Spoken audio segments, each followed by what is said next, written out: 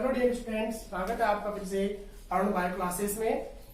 तो आज हम पढ़ेंगे मानव दंत की संरचना। मानव दंत की संरचना के बारे में अध्ययन करने से पहले आपको जो पीछे पढ़ाया गया था उसके बारे में थोड़ा सा डिस्कस कर लो। तो उसमें अपने मानव के दांत के प्रकारों के बारे में पढ़ा था कि मानव में 4 प्रकार के दांत पाए जाते हैं, इंसाइजर, कैनाइन, प्रीमोलर और मोलर। उनकी संख्या के बारे में पढ़ा। उसके बाद में मानव में जीवन में 2 बार दांत आते हैं, तो द्विबार दंती शब्द के बारे में पढ़ा। और उसके बाद में गर्दंती यानी कि मानव के अंदर दांत जो है मसूड़ों में स्थित अस्थियों में धसे हुए होते हैं, गर्तों में पाए जाते हैं, गर्दंती। और विषमदंती मानव में 4 प्रकार के अलग अलग संरचना और कार्य के अनुसार दांत पाए जाते हैं। ये था विषमदंती। आज अब हम पढ़ रहे हैं मानव दंत की संरचना कि मानव दंत की संरचना किस प्रकार से है। तो आपके सामने ये मानव दंत की संरचना का चित्र बना हुआ है, आप इस पर ध्यान दीजिएगा। मानव दंत की संरचना, मानव दंत 3 भागों में बटा हुआ होता है और वो 3 भाग है। सबसे पहले शिखर, उसके बाद गिरवा और फिर मूल, यानी ऊपर से नीचे की ओर हम पढ़ते हैं तो शिखर, गिरवा और मूल, ये 3 भाग होते हैं। शिखर जो कि सबसे ऊपर की ओर होता है, सफेद चमकीला भाग होता है। शिखर सफेद चमकीला भाग ऊपर का होता है। उसके बाद मसूड़ों में धसा हुआ जो भाग होता है वो गिरवा होता है। और अस्थियों के अंदर धसा हुआ जो भाग होता है, अस्थि के अंदर रहता है, हड्डियों में रहता है, वो मूल होता है। इस प्रकार से 3 प्रकार में। अब अगर एक दांत की संरचना को हम अनुलंब काट के देखा जाए, अर्थात दांत इस प्रकार से खड़ा है, तो हम अगर ऐसे अनुलंब काटे तो उस अनुलंब काट के अंदर यानी एलएस लॉन्गिट्यूडिनल सेक्शन जो हम काटते हैं उसके अंदर 5 स्तर दिखाई देते हैं। 5 स्तर दिखाई देते हैं। वो 5 स्तरों के अंदर सबसे पहले ऊपर की ओर आता है इनेमल परत। इनेमल दांत का सबसे बाहरी भाग होता है, शिखर के अंदर स्थित सबसे बाहरी भाग होता है जो कि सफेद, चमकीला और कठोर होता है। शरीर का सबसे कठोर भाग इनेमल होता है, सबसे कठोर भाग इनेमल होता है। यह इनेमल कोरक कोशिकाएं अर्थात एमिलोब्लास्ट कोशिकाओं से बना होता है। एमिलोब्लास्ट कोशिकाओं से बना होता है, इनेमल कोरक कोशिकाओं का बना होता है। सबसे ऊपर का भाग इनेमल या दंत वल्क भी कहते हैं, इसको हिंदी में दंत वल्क भी कहा जाता है। तो उसके बाद आता है सीमेंट भाग जो है हल्का पीले रंग का होता है और अस्थि के जैसा कठोर भाग होता है। ये भी कठोर होता है, अस्थि से कठोर होता है, परंतु यह इनेमल जितना कठोर नहीं होता है। यह दांत की गिरवा व मूल का सबसे बाहरी आवरण होता है। गिरवा और मूल का सबसे बाहरी आवरण होता है। देखिए, गिरवा में और मूल में इनेमल परत नहीं पाई जाती है। गिरवा और मूल में इनेमल की परत नहीं होती। अभी अंदर के भाग है जहां पर इनेमल परत नहीं होती, यहाँ पर अस्थि होती है जो हल्के पीले रंग की होती है, कठोर होती है, परंतु इनेमल से कम कठोर होती है। इसका निर्माण सीमेंट कोशिकाओं से होता है। सीमेंट कोशिकाएं होती है, सीमेंट भाग होता है तो निर्माण सीमेंट कोशिकाओं से होगा। सीमेंट कोशिकाओं के द्वारा इसका निर्माण होता है। यह परत डेंटिन परत पर सुरक्षात्मक आवरण बनाती है। देखिए, इसके नीचे आएगी डेंटिन परत। सीमेंट परत ये बाहरी आवरण जो दिखा रखा है आपको, ये जो ब्लैक कलर की लाइन दिखा रखी है, सीमेंट की परत से नीचे होती है डेंटिन की परत जो ग्रीन कलर से दिखा रखी है, ग्रीन कलर की डेंटिन परत। उस डेंटिन परत का सुरक्षात्मक आवरण बनाती है तथा दांत को मजबूती से जुड़ने में सहायता देती है। दांत को मजबूती जुड़ने में सहायता देती है और अस्थि के समान कठोर परत होती है डेंटिन। इसके बाद आता है सीमेंट परत होती है। इसके बाद आता है डेंटिन या दंत धातु। डेंटिन या दंत धातु। शिखर की इनेमल और गिरवा और मूल के भागों के अंदर डेंटिन परत पाई जाती है। देखिए, आपको डेंटिन दिखाई दे रही होगी शिखर के इनेमल परत के अंदर, शिखर के इनेमल के नीचे, और गिरवा और मूल में सीमेंट के नीचे। शिखर के सीमेंट स्तर के नीचे तथा गिरवा और मूल के सीमेंट स्तर के नीचे की परत डेंटिन पाई जाती है, यानी दंत धातु पाई जाती है। डेंटिन भी अस्थि के समान कठोर होती है, लेकिन इसके अंदर लचीलापन होता है। अस्थि के समान कठोर तो होती है, लेकिन ये लचीलापन लिए हुए होती है, लचीलेपन के रूप में होती है। इसका निर्माण जो डेंटिन परत है, इसका निर्माण मीजोडर्मल ओडेंटोब्लास्ट कोशिकाओं द्वारा होता है। मीजोडर्मल ओडेंटोब्लास्ट कोशिकाएं, या यूं कहीं हिंदी में हम दंत कोशिकाओं के द्वारा इसका निर्माण होता है, जो भ्रूणीय अवस्था के अंदर 3 स्तर होते हैं, एक्टोड्रम, एंडोड्रम, मीजोड्रम। तो मीजोडर्मल जो ओडेंटोब्लास्ट कोशिकाएं हैं उनके द्वारा इसका सीमेंट डेंटिन स्तर का निर्माण होता है। डेंटिन या दंत कोशिका, डेंटिन जो परत है, दंत धातु है, उसका निर्माण होता है। चौथा भाग आता है इसका ओडेंटोब्लास्ट स्तर। काफी इंपॉर्टेंट भाग है ओडेंटोब्लास्ट स्तर। ओडेंटोब्लास्ट स्तर यानी कि दंत कोशिका स्तर।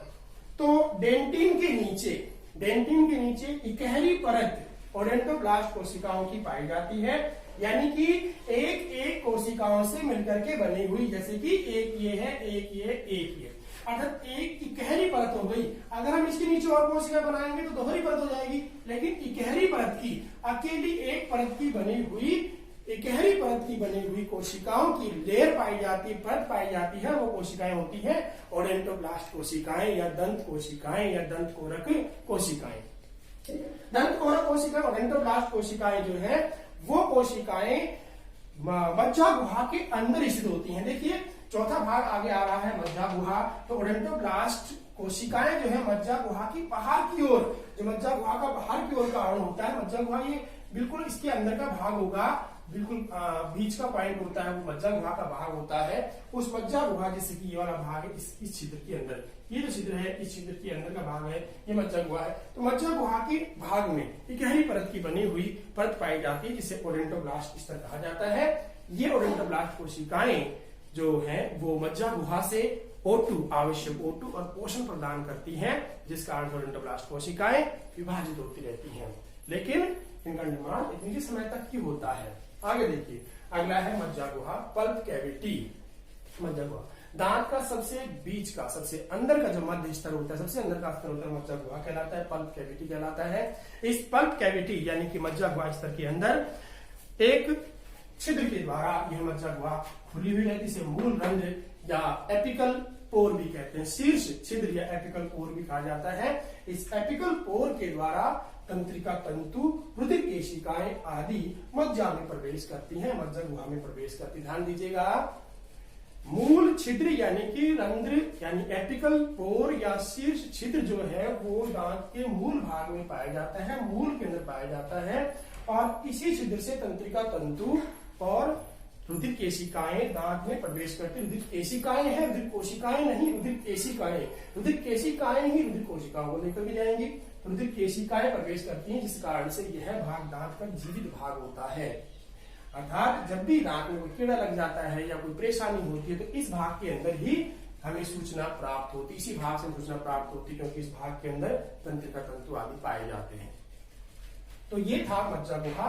मज्जा गुहा के अंदर जो कोशिकाएं होती हैं वो कोशिकाएं ओडेंटोब्लास्ट कोशिकाओं को या दंत कोरक कोशिकाओं को पोषण प्रदान करती हैं। अब एक बात ध्यान देने योग्य है कि एपिकल शीर्ष यानी एपिकल पोर यानी शीर्ष छिद्र जो है वो दांत के निर्माण के साथ साथ इसका जो भाग है, इसका जो छिद्र है वो छोटा होता जाता है और दांत के विकसित हो जाने के बाद में इसका छिद्र लगभग बंद हो जाता है, जिस कारण से इसके अंदर मज्जा का प्रवेश नहीं हो पाता है, O2 प्रवेश भोजन नहीं मिल पाता है और ये ओडेंटोब्लास्ट कोशिकाएं निष्क्रिय हो जाती हैं। इसी कारण से दांत एक निश्चित आयु तक ही बढ़ते हैं, उसके बाद ये नहीं बढ़ते हैं और फिर पुनः भी मानव के अंदर दांत पुनः वापस नहीं आते हैं, क्योंकि ओडेंटोब्लास्ट कोशिकाएं निष्क्रिय हो जाती हैं। क्यों हो जाती है? क्योंकि इनका जो शीर्ष छिद्र है वो धीरे धीरे बंद हो जाता है। शीर्ष छिद्र यानी कि एपिकल पोर जो मूल रंध्र के पास पाया जाता है, ये एपिकल पोर बंद हो जाते हैं, इससे रुधिर केशिकाएं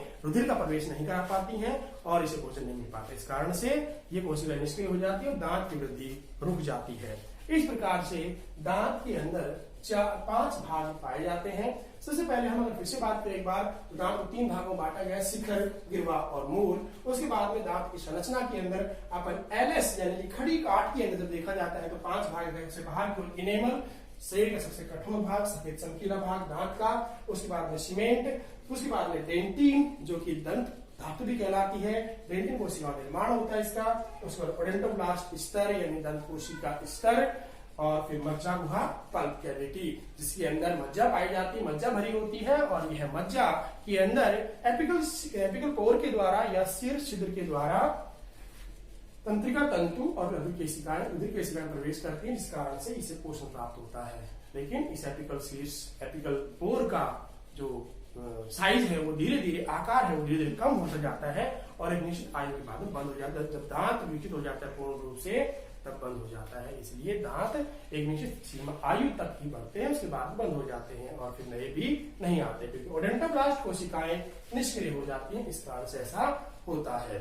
तो इस तरह से अपन ने दांत के बारे में अध्ययन किया और संपूर्ण मानव पाचन तंत्र के अंतर्गत हमने जो भाग पढ़े हैं अब तक, वो हमने दांत, जीभ वगैरह पढ़ चुके, तलवा वगैरह पढ़ चुके। तो अब हम अगला टॉपिक पे बात करते हैं। एक छोटा सा टॉपिक रह गया जो दंत सूत्र, मानव दंत सूत्र या दंत सूत्र। पहले देखिए दंत सूत्र क्या होता है। दंत सूत्र डेंटल फॉर्मूला, दंतों के विन्यास को दंत सूत्र कहते हैं। दांत के विन्यास को दंत सूत्र कहा जाता है। दंत सूत्र को किस प्रकार से निकालते हैं? ऊपरी जबड़े के अर्धांश में, देखिए हमारे बीचों बीच की जगह ये है, हमारे नाक के बीचों बीच की जगह ये है, यहां से अर्धांश में, आधे में, ऊपरी जबड़े के आधे में दांतों की संख्या, ऊपरी जबड़े के अर्धांश में दांतों की संख्या, अर्थात ऊपरी जबड़े में अगर एक वयस्क पुरुष है, वयस्क मनुष्य है, तो वयस्क मनुष्य के अर्धांश में दांतों की संख्या जो होगी वो कितनी होगी? 16 होते हैं पूरे दांत ऊपरी जबड़े के, तो आधे 8 दांत होंगे। तो अर्धांश में दांतों की संख्या बटा निचले जबड़े के अर्धांश में, निचला जबड़ा जो है ये है, इसके निचले जबड़े के अर्धांश में आधे में दांतों की संख्या, वो भी 8 होगी। तो इस प्रकार से ऊपरी जबड़े के अर्धांश में दांतों की संख्या और निचले जबड़े के अर्धांश में दांतों की संख्या गुना 2, पूरे को क्या करेंगे? गुना 2 करेंगे। इस प्रकार से निकालते हैं दंत सूत्र से मानव के दांतों की संख्या। अब देखते हैं अपन मानव का दंत सूत्र। तो मानव के दंत सूत्र में सबसे पहले आपको मैंने 4 प्रकार के दांत पढ़ाए थे, जिनके अंदर आपको इंग्लिश नाम बताया था उनके, इंसाइजर, कैनाइन, प्रीमोलर और मोलर। इंसाइजर आई, जो कि सबसे आगे के दांत होते हैं, 4 होते हैं इंसाइजर, लेकिन आधे पूछे हैं अर्धांश में, तो आधे में 2 इधर 2 इधर, तो 4 हो गए। तो अर्धांश के हिसाब से 2 दांत आगे, ये अर्धांश 2 दांत ऊपर के हो गए और 2 ही नीचे के हो गए, आधे के। कैनाइन, जो कि केवल 2 ही होते हैं, पूरे जबड़े में 2 होते हैं, नीचे भी 2 होते हैं, तो आधे में 1 ही होगा, सी कैनाइन 1/1। प्रीमोलर, अगर चरणक जो 4 होते हैं पूरे जबड़े में, लेकिन आगे जबड़े की बात करें ऊपर की तो 2 होंगे और आगे जबड़े की बात करें नीचे की तो 2 होंगे, तो 2/2। एम मोलर यानी चरणक दांत जो होते हैं उनकी बात करें, चरणक दांत जो होते हैं कुल 6 होते हैं ऊपरी जबड़े में, तो आधे में 3 होंगे, 3 इधर होंगे, तो 3 आधे ऊपर के और आधे ही नीचे के, इस प्रकार से 3/3 और पूरे के गुना 2, 2 1 2 3, ये होता है मानव दंत सूत्र। 2 1 2 3/2 1 2 3। इसको टोटल करोगे 8 आएंगे, टोटल करोगे 8 गुणा 2। यहाँ पर गणित की तरह सोल्व नहीं करना है इसको, क्योंकि गणित में सोल्व करोगे तो आंसर कुछ और आएगा, लेकिन यहाँ पर इस प्रकार से 8 8 16, 16 को 2 से गुणा करेंगे 32। इस प्रकार से मानव के अंदर कुल दांत कितने होते हैं? 32 होते हैं। अब मानव के शिशु का दंत सूत्र की बात करें तो देखिए मानव के शिशु के दंत में केवल दांतों में संख्या जो होती है वो होती है 20, क्योंकि दूध के दांत 20 ही होते हैं, अस्थायी होते हैं, 20 दांत होते हैं, उनके अंदर मोलर दांत नहीं होते। मोलर दांत यानी चरणक दांत जो होते हैं, जिनको अक्ल दांत भी कहा जाता है, वो नहीं होते हैं, मोलर दांत नहीं होते। इस कारण से यहाँ पर हम मोलर दांतों की संख्या को छोड़ देते हैं। तो इस तरह से मोलर दांतों की संख्या को इसको आप छोड़ोगे तो आपको ये दंत सूत्र प्राप्त होगा शिशु का। तो देखिए आई इंसाइजर 2/2, कैनाइन 1/1, प्रीमोलर यानी अग्र चरणक 2/2 गुणा 2, तो 2 1 2 2 1 2 5/5 गुणा 2, तो 20 दांत होते हैं मानव के शिशु के जबड़े में, कुल 20 दांत होते हैं, 10 ऊपर 10 नीचे होते हैं। इस प्रकार से ये दूध के दांत या अस्थायी दांत कहलाते हैं। तो इस तरह से अपन ने इस संपूर्ण इस पूरे टॉपिक के अंदर, इस पूरी संरचना के अंदर देखा कि यहां पर अपन ने आहार नाल के बारे में जो उसके कुछ अंग थे उनके बारे में पढ़ा। सबसे पहले मुख पढ़ा, उसके बाद मुख गुहिका के अंदर दांत, जीभ और तालु का अध्ययन किया। उसके बाद में दांत की संरचना, दांत के प्रकार आदि का अध्ययन किया। और इस प्रकार से अपना ये आज का जो है, ये जो आज टॉपिक है ये यहीं पर समाप्त होता है। अगली क्लास के अंदर आपको इसके आगे का अध्ययन करवाएंगे। इसके बाद में आपको बता दें कि मैंने आपकी सुविधा के लिए इन सभी के नोट्स बनाकर भी अलग से आपको ग्रुप में छोड़ रखे, तो आप उन नोट्स का भी ध्यान दीजिएगा और उनका अध्ययन भी कीजिएगा, उसको फेयर करोगे, उसको उतार लोगे, उनको पढ़ोगे। ठीक है।